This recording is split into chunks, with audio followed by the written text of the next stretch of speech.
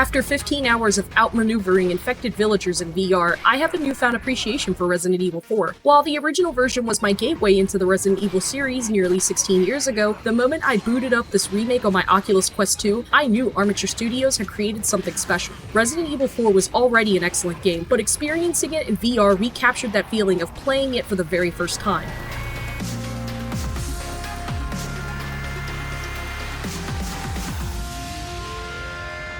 Resident Evil 4 VR has been remade from the ground up to accommodate several VR playstyles. Full motion is for those experienced in VR gaming and comfortable with camera movement, while comfort mode is available if you're prone to motion sickness, and you can tweak movement options like teleportation at will. Resident Evil 4 was never a terribly scary game, but the sense of dread is enhanced in the VR version thanks to all the action being up in your face. So many of us have ventured through this gloomy yet beautiful world multiple times before, but Resident Evil 4 VR really does a good job at conveying the creepiness that setting has. Iconic parts like fighting Del Lago feel fresh and exciting in VR, now able to see this creature's giant mouth opening wide as it tries to eat you whole. And Salazar Castle struck me when I saw the armored knight statues and the rusted and run-down look of the armor. Reliving these moments up close is what makes this such an incredible experience.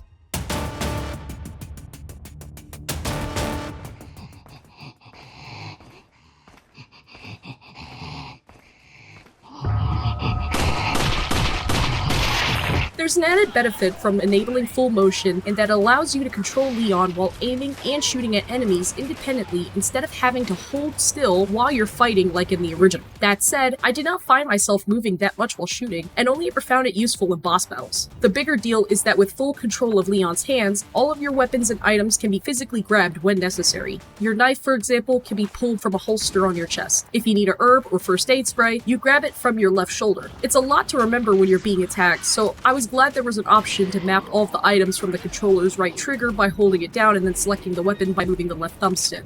When playing with full motion, you also have the option to dual wield weapons, and that makes it a lot easier to get out of tight situations or just double your arsenal as you fend off hordes of Ganados. Aiming feels a lot more accurate than with the typical controller, and if you want to work on your aim, the shooting gallery is a good way to happily enjoy some low-stakes target practice. The changes to combat are a welcome addition to Resident Evil 4, making this playthrough stand apart from the many I've done in the past. But there is a severe learning curve to master. Reloading guns, especially when hordes of Ganados are coming after you, quickly activated my fight or flight and caused me to accidentally switch to my knife or improperly reload my weapon. Also, grenades require a lot of body movement. You have to pull the pin before throwing it, and that can be tricky, especially if you're playing sitting down. But on the whole, the new combat mechanics are a good challenge for even the best of Resident Evil 4 players.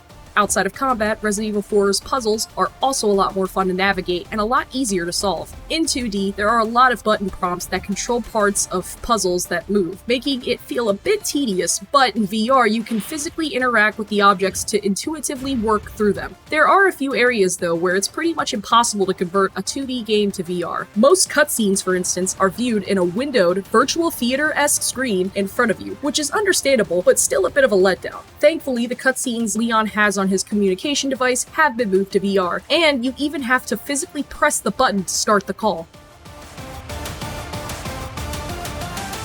Armature has put a lot of love into making Resident Evil 4 a fresh action horror experience. From the reworked and extremely flexible controls to making puzzles less of a chore and more fun to interact with, the thoughtful changes here make it an easy recommendation for anyone who owns an Oculus Quest 2. That's true whether you've played it multiple times across different hardware generations already, or if it's your first time, you'll be experiencing this modern classic. Given that it wasn't originally designed for VR in mind, it's truly remarkable how well Resident Evil 4 has been adapted. For more Resident Evil, check out our review of Resident Evil Village and our trailer breakdown of Welcome to Raccoon City with the film's director. And for everything else, stick with IGN.